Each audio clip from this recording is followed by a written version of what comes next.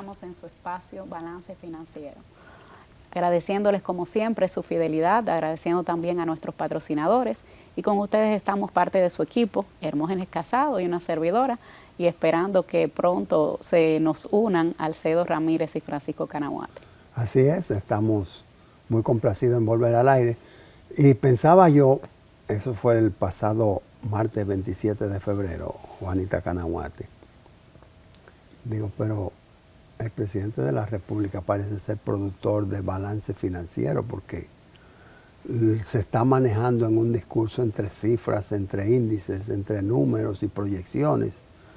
Entonces, a partir de ahí, de ese martes 27 de febrero, escuché a todo el que tiene acceso a un micrófono y a una cámara hablando de números.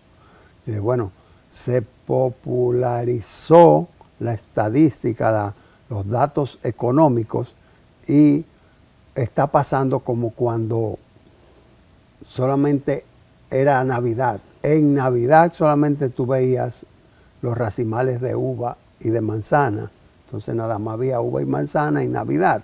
Ahora, por cualquier supermercado, cualquier punto de venta que tú pasas, ves uvas y manzanas. Ahora, por cualquier punto del dial o el canal de televisión o el internet, el medio de internet que tú pasas, también encuentras no uvas ni manzanas, pero datos estadísticos. Totalmente, Hermógenes. Siempre digo que los números son universales y que ayudan a las personas a ponerse de acuerdo. A veces vemos en alguna reunión que todo el mundo expresando un punto de vista y cuando lo ponemos en números, ¿verdad?, pues todo, digamos, se aclara. Así que los números siempre son importantes. Obviamente siempre hay esa interpretación de esos números, de esas estadísticas, de qué tomo, de cómo los digo.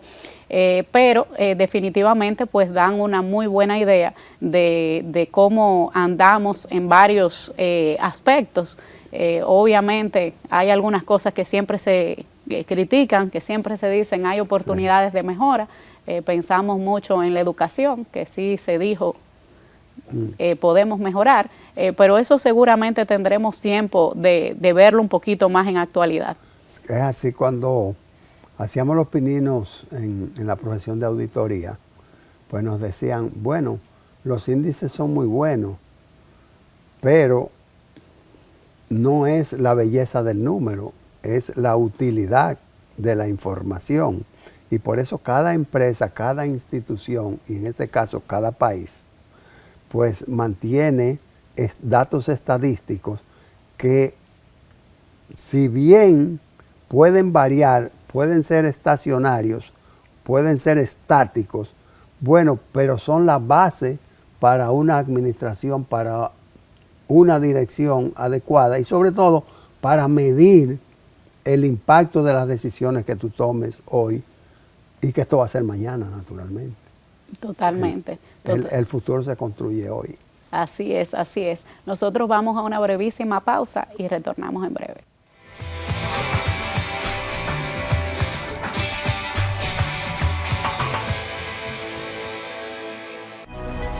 Llegar a ti siempre ha sido lo más importante. Y hoy, más que nunca, nuestro compromiso de proveer lo esencial para ti y tu familia nos llena el corazón. Porque cada nuevo día es una gran oportunidad dada por Dios para empezar de nuevo, para cuidar de ti, para aportar, por ti, por los tuyos, por nuestro hermoso país, por todos los dominicanos.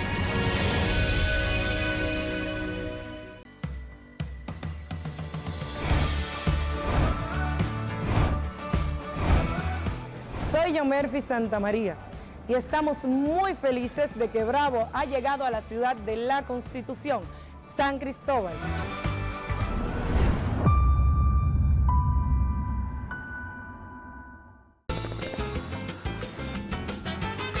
Juanchi, dime a ver. Oh, tranquilo, aquí en lo mío, organizando la bodega. Mira todo lo que me llegó. Epa, pero bien ahí. ¿Y tú qué? Cuéntame de ti. Aquí contenta. Acabo de ir con mi cédula a empadronarme. ¿Empadro qué? ¿Y qué es eso? Mira, hombre, eso es que te inscriben para votar por tus candidatos de RD, pero desde el exterior, como si tú fueras a votar allá, pero viviendo aquí. Porque, ajá, uno vive aquí, pero el corazón lo tiene allá. ¡Sabroso! Pues llévame contigo que yo no me voy a quedar fuera. Vamos. Julia, busca tu cédula que vamos allí a empadronarnos. Empadrónate por la patria que llevas dentro. Junta Central Electoral. Garantía de identidad y democracia.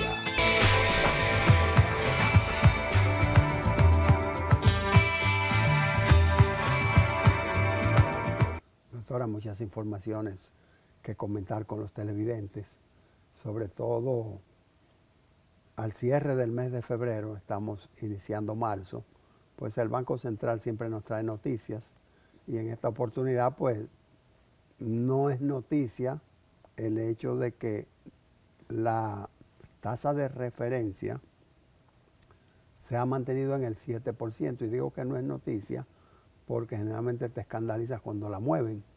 En este caso, mira, tengo que decirte que no voy a hacer nada y ha habido una decisión estática.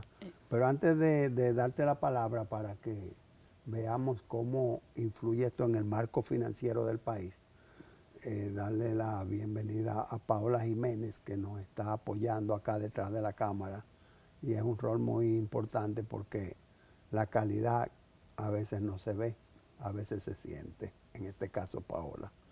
El Banco Central no solamente informa sobre el mantenimiento de la tasa de referencia, sino también un crecimiento de la actividad económica que se resume con la palabra IMAE, lo cual refleja más de un 4%, un 4.6% con relación o acumulando 12 meses.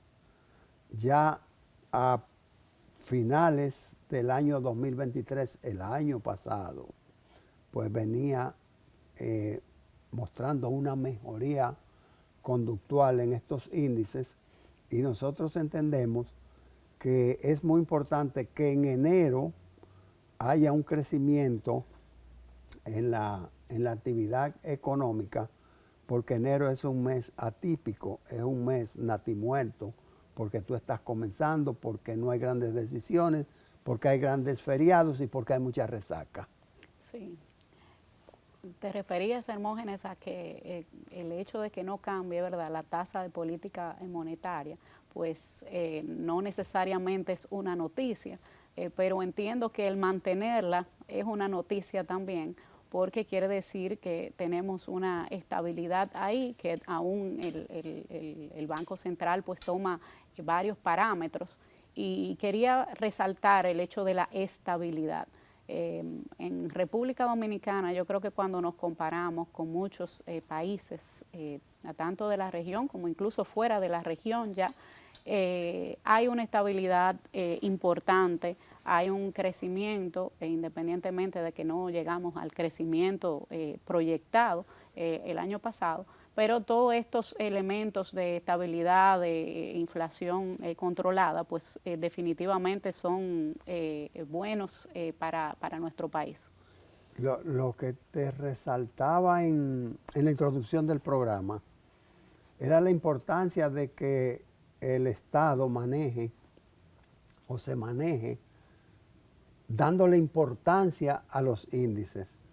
¿Tú sabes por qué? Porque esto obligaría necesariamente a mantener una vigilancia constante sobre el comportamiento de la economía, no dejarla correr. Y en este caso, y como hemos dicho muchas veces aquí en Balance Financiero, seguirla administrando. Y ahora sí que hago frontera con lo que es la tasa cambiaria. Hubo una preocupación, no le voy a poner adjetivos de si ligera, o si tenue, o si fuerte, o si contundente, pero hubo una preocupación a final de año porque la tasa cambiaria rompió la barrera del 59, y eso es sintomático porque cuando tú miras, tú dices, pero lo que subió fue 30 centavos, lo que se depreció el peso dominicano fue 30 centavos, fue 20, pero hay un efecto psicológico sobre el 59 y el 60.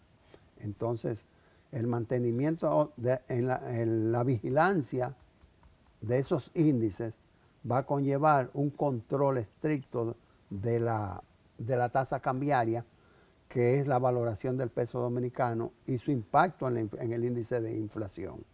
Qué bueno que el presidente de la República dijo en su discurso que tenemos 17,000 millones de pesos en reservas internacionales netas. 17,000 millones rompe el récord de los 14,000, de los 12,000, 14,000 y hasta llegamos a 15,000 millones de dólares en reservas internacionales netas. Quiere decir que estamos bollantes.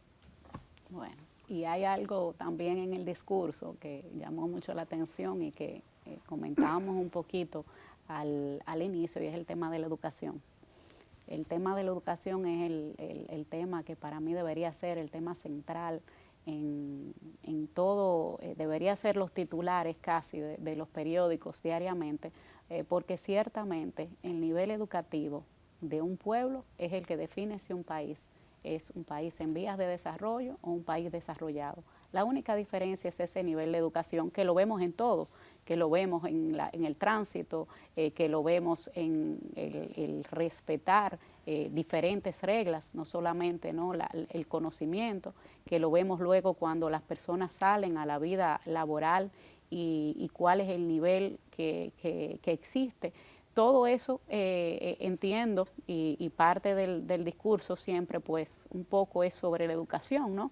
Cómo vamos y se habló de que habíamos mejorado un poco en PISA, ciertamente una mejoría, se hablaba de que, ¿verdad?, está ese cambio que deseamos empieza, pero definitivamente estamos lejos aún de lo que entiendo que República Dominicana es capaz de hacer, que es capaz de realmente transmitir y es capaz de poner en el centro de toda la discusión nacional la educación, y no solamente el monto que se da a la educación, sino la calidad que estamos dando en la educación, la calidad de los docentes, cómo nosotros formamos docentes. Se ha hablado de traer muchos docentes del extranjero para que formen a los docentes de República Dominicana y que pues sea un elemento multiplicador. Hay muchas cosas por donde ver. Quizás incluso concentrarnos más en educación tradicional y no en mucha tecnología y poco criterio, sino en más criterio y menos tecnología. En los países desarrollados, Estados Unidos, los países de Europa, un profesor, un maestro, es toda una personalidad que pudiera compararse con una enciclopedia, en el sentido de que está capacitado para comunicar no solamente los conocimientos, sino la práctica, la vida práctica. En República Dominicana, antagónicamente, Juanita María Canahuate Camacho, antagónicamente, te insertas en la educación. Si es en la educación superior, es tratando de trascender, tratando de hacer currículum. Y tú entiendes que debes ir a la docencia para darte a conocer como profesional y para desarrollar tus habilidades. Si es en la educación primaria, te insertas ahí porque la educación es un poquito más, tiene un nivel más elevado que el de enfermería y que otros trabajos, otras funciones con carácter, digamos, artesanales. Te hago esta comparación sin querer denigrar a nada ni a nadie por una sencilla razón, porque las pruebas PISA y cualquier otra herramienta que se utilice para evaluar la educación, por donde tiene que comenzar es por quien forma al que ellos están evaluando. Ese producto, ese fruto que tú tienes en la mano, es el producto del árbol que tú desarrollaste. Yo agregaría con los de los docentes, que también hay mucha vocación en ser docente. El trabajo de un docente no es únicamente las horas de presencia en las aulas frente a los estudiantes, hay un trabajo de preparación, hay un trabajo de incluso evaluación, de corregir, de revisar.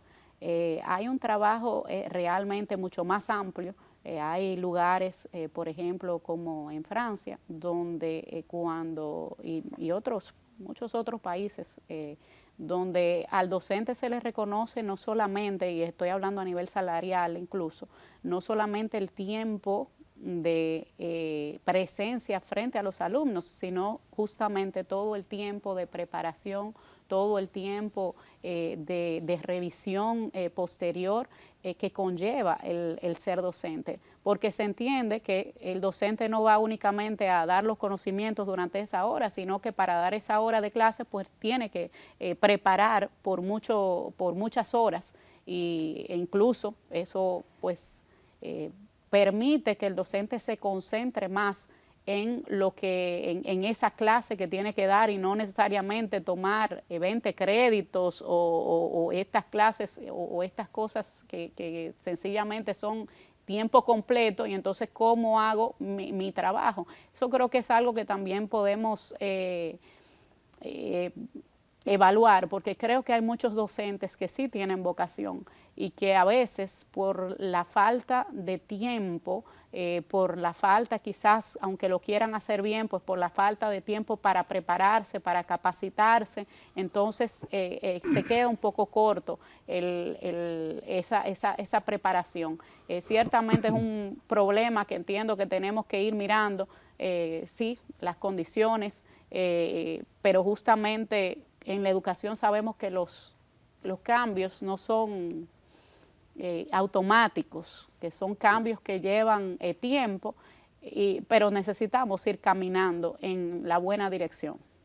Claro que hay mucho de vocación, por eso insistimos en que el factor monetario incide mucho en la calidad de la educación. O sea, nosotros que hemos estado en la universidad pública y en la universidad privada, en las universidades privadas, en varias, vemos cómo se concibe al estudiante como un cliente y cómo ellos conciben al profesor como un empleado. Te contraté para que me enseñes y te di entrada como estudiante y te voy a retener para que me pagues.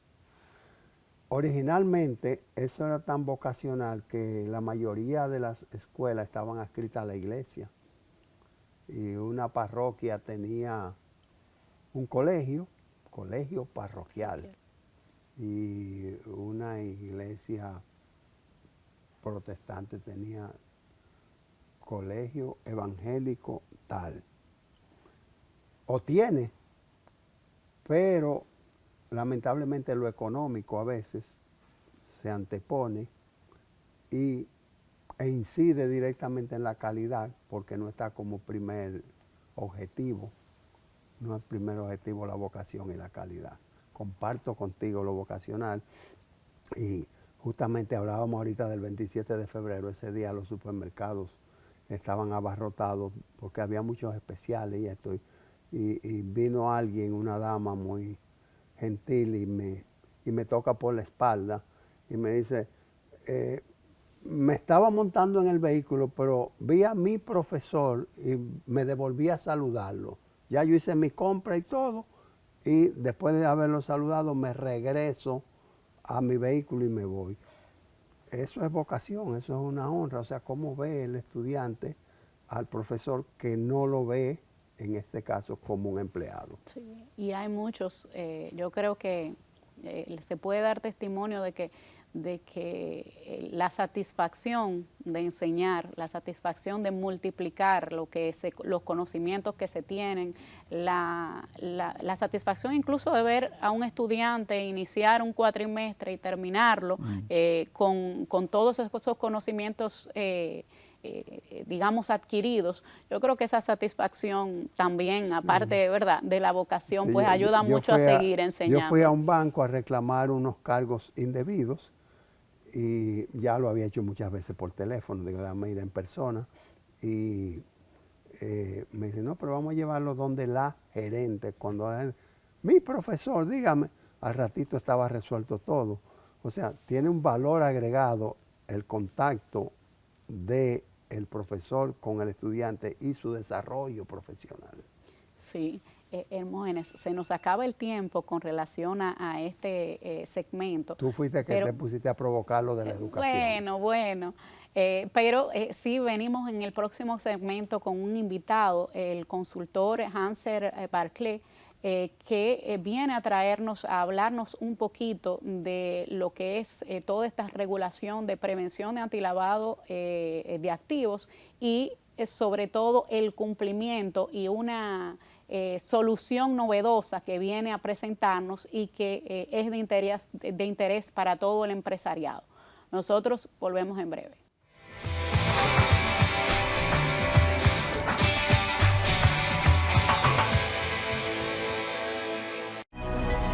Llegar a ti siempre ha sido lo más importante. Y hoy, más que nunca, nuestro compromiso de proveer lo esencial para ti y tu familia nos llena el corazón. Porque cada nuevo día es una gran oportunidad dada por Dios para empezar de nuevo, para cuidar de ti, para aportar, por ti, por los tuyos, por nuestro hermoso país, por todos los dominicanos.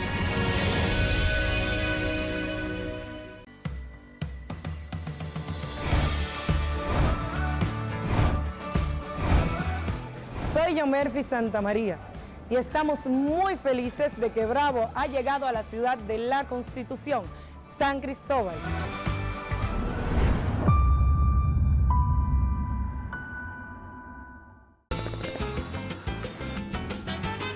Juanchi, dime a ver. Oh, tranquilo, aquí en lo mío, organizando la bodega. Mira todo lo que me llegó. Epa, pero bien ¿Y ahí. tú qué? Cuéntame de ti. Aquí contenta. Acabo de ir con mi cédula a empadronarme. ¿Empadró qué? ¿Y qué es eso? Mira, hombre, eso es que te inscriben para votar por tus candidatos de RD, pero desde el exterior, como si tú fueras a votar allá, pero viviendo aquí. Porque, ajá, uno vive aquí, pero el corazón lo tiene allá. ¡Sabroso! Pues llévame contigo que yo no me voy a quedar fuera. Vamos. Julia, busca tu cédula que vamos allí a empadronarnos. Empadrónate por la patria que llevas dentro. Junta Central Electoral. Garantía de identidad y democracia.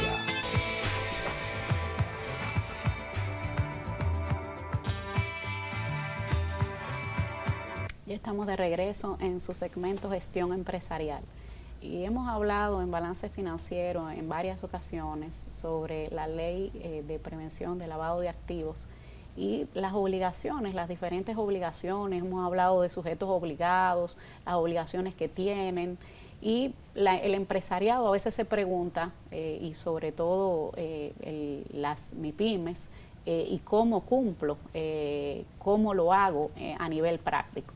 En el día de hoy tenemos a Hansel Barclay, sí, que es consultor y que justamente tiene una solución para el empresariado con relación a estas obligaciones y cómo pues garantizar ese cumplimiento. Bienvenido. Muchas gracias. Sí, bueno, todos conocemos el tema de la ley que es adaptada de los otros países y que el GAFI hizo sus recomendaciones en el 2015 y el país se ha ido adecuando bastante bien a ellas, incluso con la reciente ley de extinción de dominio, que era uno de los puntos que tocó en el informe que ellos hicieron. Y República Dominicana se ha adecuado, el sector financiero ya está totalmente adecuado, sin embargo el sector no financiero se ha quedado rezagado. La DGI y la UAF han hecho mucho hincapié, han diseñado programas, han distribuido en información, están creando la cultura de cumplimiento, de prevención. Y todos sabemos el impacto que deja lo que es el lavado de activos, las consecuencias que son. Pero ¿cuáles son las consecuencias para la empresa? O sea, la ley en sí enumera los sujetos obligados no financieros, que son las constructoras, las agencias inmobiliarias, las joyerías, los abogados, los contadores, sí, los contadores, notarios, joyerías, compraventas y dealer de vehículos, concesionarios también. Exacto.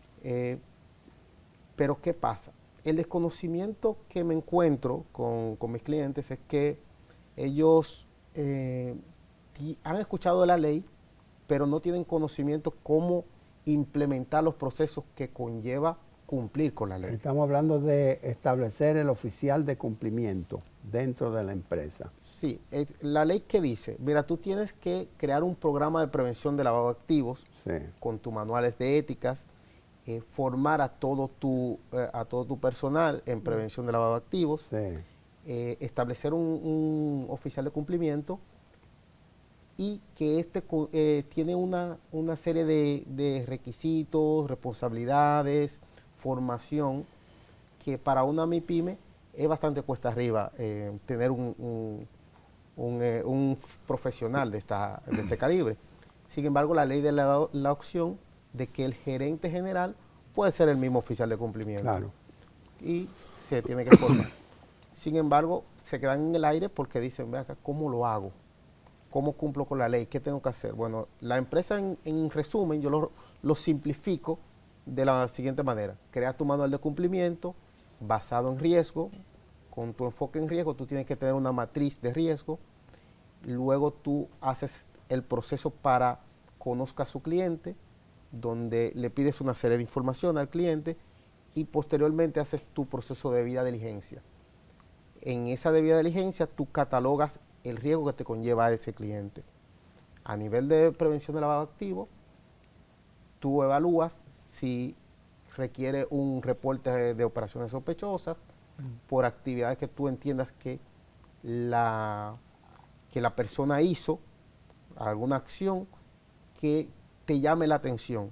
Incluso es tanto el desconocimiento que se estaban haciendo reportes en la UAF que no eran necesariamente alertas de operaciones sospechosas. Y la UAF emitió un brochure. Vamos a aclarar que UAF es Unidad de Análisis Financiero para sí, los televidentes, porque se puede entender que es la Universidad Autónoma. Sí, correcto. La UAF es la Unidad de Análisis Financiero, que es la encargada de recopilar toda la información que envían los sujetos obligados. Y que recibe también posibles denuncias, aunque fuesen anónimas, de transacciones que pudieran ser sospechosas. Sí, correcto. Y que la ley lo establece. Sí, y es la que tramita toda esa información al Ministerio Público para que haga las investigaciones del lugar. Sí, hay un punto, y es la calificación de sujetos no obligados relativa a aquellas actividades comerciales que no están enmarcadas dentro de las que usted señaló. Usted señaló las básicas. Sin embargo, hay un artículo, el artículo 31 de la ley, que dice que también pudiera considerarse sujeto obligado cualquier otra actividad comercial. Entonces, una empresa que se dedica a un almacén tiene que hacer una debida diligencia relativa al cumplimiento de la ley, ¿o no? Debería ser algo normal en las empresas. Por ejemplo, las empresas que están certificadas BAS, que es esas BAS. Empresas tienen que hacer un proceso de debida diligencia. La certificación BAS, normalmente las empresas de seguridad hacen esa certificación y ellas tienen la obligación de hacer ese proceso. Porque BAS que es como una competencia de ISO. Sí, exactamente. Es una versión, para no llamarlo competencia. Sí, porque hay diferentes certificaciones. Por ejemplo, en el tema de prevención de lavado de activos está en las certificaciones antisoborno, las certificaciones, la 37100, la ISO 37300 y diferentes ISOs que regulan la actividad de ¿Cómo logramos establecer un un sistema de control? ¿Habrá alguna herramienta? ¿Habrá algún software? ¿Alguna aplicación? Sí, en el mercado hay diferentes aplicaciones, pero nosotros traemos una solución local que es adaptada a nuestra realidad, que es Coverage. Coverage le da cobertura a las empresas para que puedan cumplir con la ley de una manera simplificada. ¿A qué me refiero con simplificada? Que no tiene que tener un proceso tan engorroso en el sentido de que tiene que tener un costo muy alto, porque es bastante costoso hacer una debida diligencia. Y Coverage hace lo siguiente: te simplifica el proceso creando tu matriz de riesgo ajustada a tu empresa. Tú puedes enviar los formularios de Conozca a su cliente vía WhatsApp, vía cualquier medio electrónico, y el cliente llena ese formulario y ya tú tienes la información en la plataforma, y con esa información tú haces el proceso de debida diligencia, que no es más que la investigación del cliente, y le asigna un riesgo, un puntaje de riesgo en base a esa. Me dice que hay un desarrollado algo local. Sí, es una empresa dominicana que hemos constituido. ¿Es usted Sí, somos el gestor, gerente. el gerente. Sí, de Coverage. Coverage. Coverage. ¿Cómo se deletrea? CO. C-O-V-E-R-A-G-E. Coverage. Como coverage. Coverage, cobertura. Cobertura. Sí, esa es la idea, darle cobertura a que no le permeen los riesgos del lavado de activos a las empresas, porque hay riesgos reputacionales, como entenderán. Una empresa que tiene un riesgo reputacional porque hizo negocios con una persona vinculada al lavado de activos, entonces otras empresas no van a querer tener riesgo de contagio y van a poder perder negocios. Eso en cuanto a transacciones, pero por ejemplo el riesgo fiscal. Riesgo fiscal es un punto muy relevante, porque económicamente va de multas leves desde 300,000 hasta multas muy graves. ¿Cantidad de salarios mínimos? No, tiene un monto fijo. Estamos hablando de riesgo fiscal, ¿no? Sí, de riesgo de multas y sanciones. Bueno, por la 155-17. Sí, correcto. Okay. Entonces, es ahí donde está el detalle de esta ley. Que esta ley multa a las empresas que no cumplan. Por ejemplo, una multa leve, no enviar el reporte 647 a DGI, que es trimestral. Eso es una multa leve y son 300,000 pesos. Sí. Es muy cuesta arriba para una empresa pequeña pagar 300,000 pesos en multas, y ahí es donde entra la plataforma generando ese tipo de reportes, llevando un seguimiento de toda tu actividad para mitigar los riesgos, básicamente. Eso es lo que propone, darle cobertura al cliente en su prevención, en su gestión de lavado. Usted dice que los sujetos obligados no financieros han tenido un despegue lento. Sin embargo, los financieros dicen que han tenido un nivel de cumplimiento más alto. Correcto. ¿Hay alguna medición de eso? ¿O es la percepción? No, es los informes del GAFI, que fueron en el 2022, el último informe, revelaron que no se había, que el país todavía no había creado la cultura de prevención, la cultura de cumplimiento, como se le conoce, de este sector en particular. El sector financiero, por ejemplo, tiene sus instituciones reguladoras que sí crean esa cultura. Sin embargo, DGI, que es la encargada de los... ¿Quién administra la ley? Quien administra a los sujetos no obligados de la ley. Sí, ellos han creado manuales, políticas, charlas. Sin embargo, todavía le han sido permisibles porque no había las herramientas.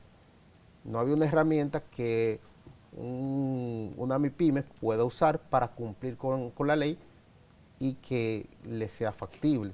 Y a propósito de esta falta de cultura, de cumplimiento aún, vamos a decir que tímidamente van haciendo esta cultura, porque ciertamente se ha dado a conocer por varios medios para incentivar a las empresas a acogerse, que en materia de auditorías que también deben realizar, ¿cómo vamos en ese aspecto, en su experiencia? En mi experiencia, el Instituto de Contadores está comenzando a formar lo que es, la ley exige que un auditor en prevención de lavado de activos tiene que tener una experiencia de 3 años para poder ejercer como auditor en prevención. Entonces, como sabemos, no todos los contadores están capacitados para ello, para ejercer este punto. Y ahí es donde los contadores debemos tener el reto, porque es un mercado que se está abriendo. Hay más de 47,000 sujetos obligados actualmente registrados en la DGI.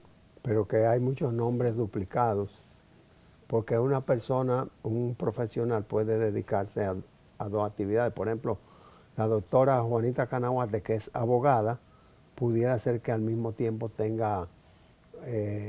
opere una inmobiliaria, que es muy característico de los abogados. Entonces va a aparecer sujeto abogado como abogado, sujeto obligado como abogado y como agente inmobiliario. Bueno, revisaré el tema de esa, si hay Por duplicidad, porque el listado está diseñado por el RNC. Número de cédula. Por el RNC, RNC cédula. Y viendo por ejemplo, el mercado que sí hice una distribución, lo que son los agentes inmobiliarios son unos 13,000 o 15,000, las constructoras son unos 13,000 o 15,000, los notarios son como 3,000, más o menos, no, son como 341. Los registrados en la UAP, en la DGI. Quizá el tema de duplicidad se había señalado con relación a que si una persona tiene una empresa y al mismo tiempo como persona física pues se duplica el registro. Creo que se había señalado eso, que hay que ver que quizás, como dice Hermógenes, quizás no son la cantidad, quizás hay algunos que podrían estar duplicados, pero ahí por empresa y persona física. Sí, lo que pasa es que ellos pusieron todos los contadores en el listado, pero no todos los contadores hacen actividades que son netamente de la ley. O sea, y por lo tanto deben solicitar su exclusión. Igual los abogados, no todos los abogados ejercen actividades económicas que tienen que ver con la ley. Sí, porque si un contador no constituye empresas, no tiene que ver. No tiene necesariamente que estar como sujeto obligado no financiero. ¿Cómo uno adquiere, dónde uno ve esa aplicación del coverage para ponerlo en las empresas y en las firmas de auditores y demás? Bueno, tenemos nuestra dirección coverage.com.do, que es donde puede acceder, ver la información que tiene. Actualmente está gratuito hasta el 31 de marzo, donde recibimos comentarios, o sea, nos puede escribir al correo electrónico. ¿Y a partir de marzo va a ser muy costoso? No, el costo con lo que cuesta la aplicación, lo que cuesta una multa podría pagar 7 años de aplicación. O sea que es una ganar. multa pequeña. Sí, es ganar, porque es algo que está diseñado y enfocado para las MIPYMES realmente, porque entendíamos que son las que tienen vulnerabilidad al momento de cumplir con la ley, y de hecho son las empresas que tienen mayor impacto en cuanto al blanqueo de capitales. Correcto. Licenciado Hansel, vuelva por acá, manténganos al tanto sobre las novedades, no solamente de la ley, sino de consultoría, su práctica y su coverage, que es la aplicación que usted está promoviendo y que está gratuita hasta el 31 de marzo a nivel de demo. Bueno, va a tener mucho más impacto a partir del 1 de abril, va a tener otras, digamos... Otra cobertura, otro alcance. Digamos, tener otro alcance. Al nivel de consultas está abierto, o sea, se pueden hacer todas las consultas que quiera. La aplicación, aparte de tener las consultas normales, que son, por ejemplo, las listas negras de Estados Unidos, conocida como OFA, como también la lista de la ONU y del FBI. También estamos... la lista negra, la lista gris. Sí, también de países. Tenemos consultas locales de acá, donde estamos diseñando un proceso interesante que aún lo vamos a dejar en queue, pero la aplicación sigue evolucionando porque el blanqueo de capitales no es estático. Cada día salen nuevos mecanismos, nueva forma de querer limpiar el dinero sucio de actividades ilícitas. Correcto. Vamos a volverlo a invitar, por favor. Espero que nos pueda acceder, nos dé la oportunidad de tenerlo Encantado. de nuevo. Por el momento agradecemos su participación, licenciado Hansen. Balance Financiero continúa.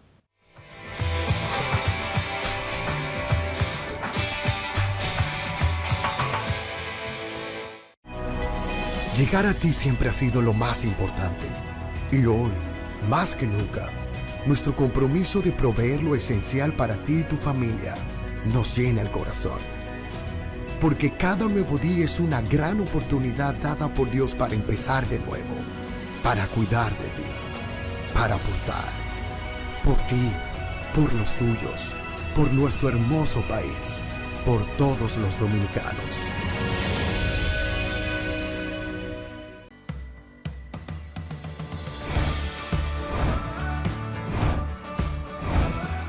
Soy Yomerfi Santamaría y estamos muy felices de que Bravo ha llegado a la ciudad de la Constitución, San Cristóbal.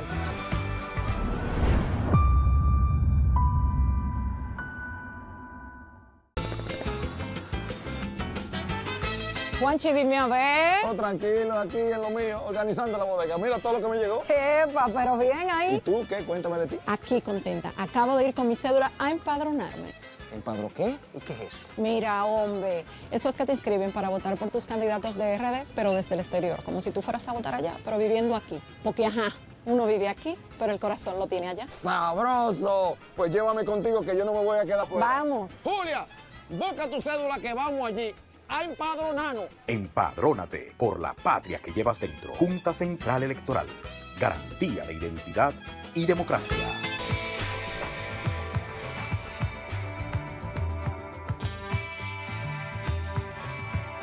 Aquí estamos en su segmento de contaduría y finanzas y por aquí pues siempre vemos cómo se está comportando el dólar, cómo se está comportando el petróleo, Hermógenes.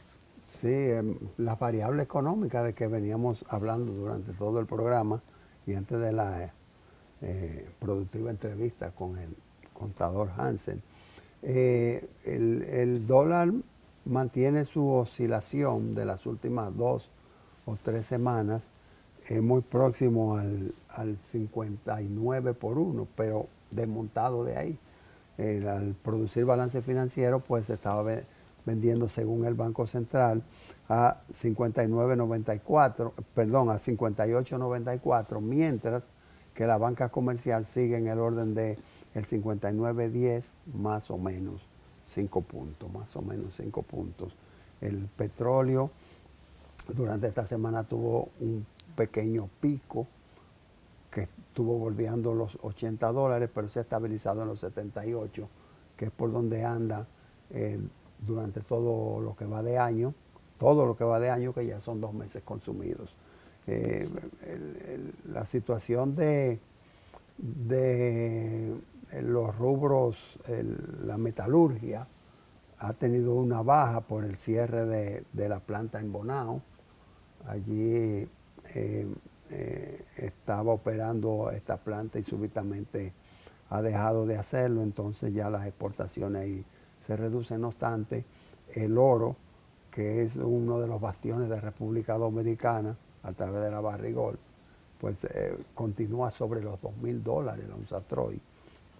Generalmente había estado en los 1.800, 1.700, 1.500, pues en los últimos meses sí que ha sobrepasado los $2,000, y estas son buenas noticias porque así se reditúa más la economía dominicana y se hacen dólares. Excelente.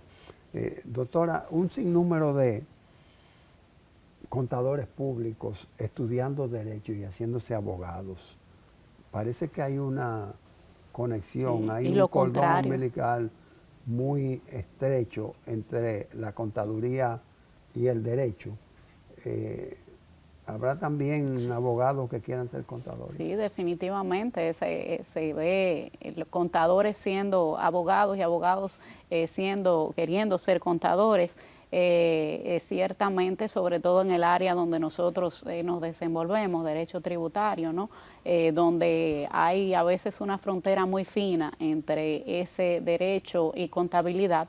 Y yo creo que hay expedientes que uno trabaja y uno se dice, ¿y cuándo dejé el derecho y empecé la contabilidad? ¿O cuándo dejé la contabilidad e inicié el derecho? Entonces, realmente en esta área, pues la unión de ambas es muy buena, y vemos cómo hay muchos profesionales pues especializándose en ambas, y realmente se ve que la especialización cada vez es más necesaria. Vemos cómo en tiempos anteriores decíamos un abogado y era generalista, el mismo contador, pues no teníamos estas especializaciones donde por la misma cantidad de normas que se deben aplicar, pues hay que concentrarse en áreas, vamos a decir, específicas, y así como el médico, ¿verdad?, tiene sus especialidades, pues asimismo hay que irse especializando, y creo que eso es esa búsqueda el de saber. maridaje entre las dos profesiones. Totalmente. En la calle me dicen, démele un saludo al doctor Canahuate, porque él administra leyes. Francisco Canahuate es fiscalista. Totalmente, y ha los hecho muchos abogados, recursos. Y los abogados lo que trabajan en leyes, entonces hay una similitud. Y entonces así los contadores, la exhortación sería no solamente a empeñarse en ser directivo y estar en plancha y demás, sino también a voltear leyes, que es lo que te va a llevar a hacer los formularios que se preparan en contabilidad, pero que sean con el debido cumplimiento. Totalmente, totalmente. Es un excelente consejo que nos concentremos, ¿verdad?, en todas estas cosas, y siempre aportar, y que pues no perdamos tiempo a veces en detalles. Nosotros regresamos en el mundo de los impuestos.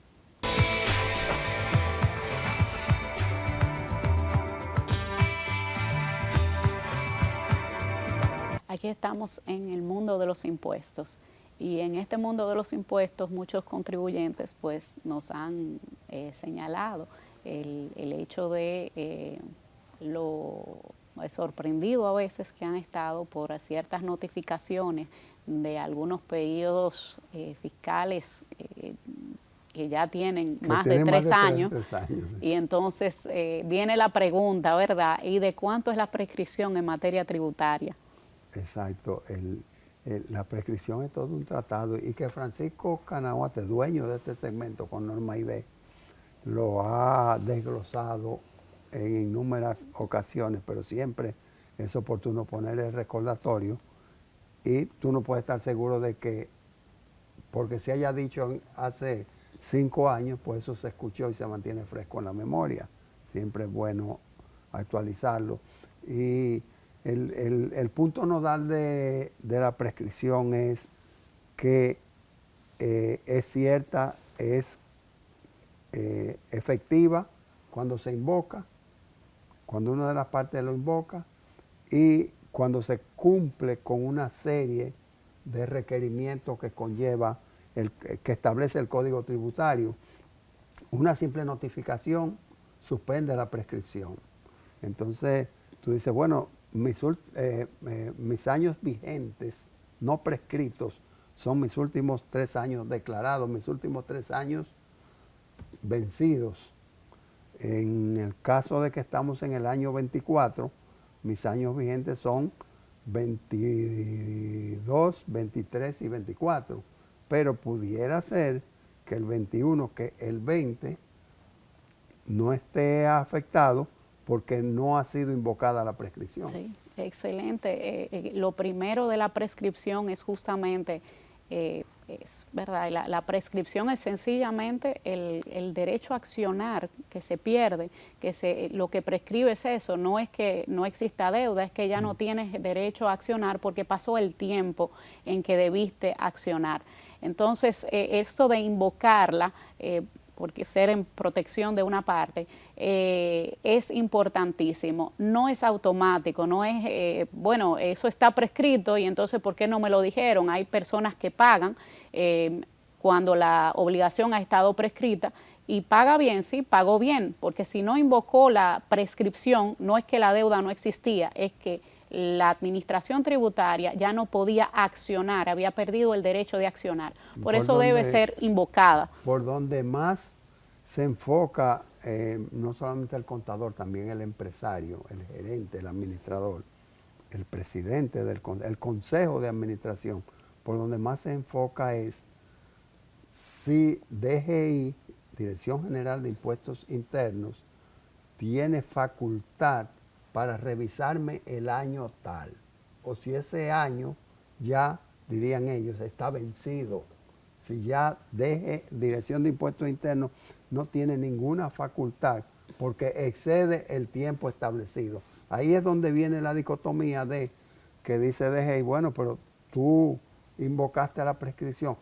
Por el hecho de que tú mandes una comunicación pidiendo a la DGI que dé por terminado su interés fiscal respecto al año 2020, no necesariamente quiere decir que ya automáticamente está aprobado, porque tiene que venir una serie de revisiones.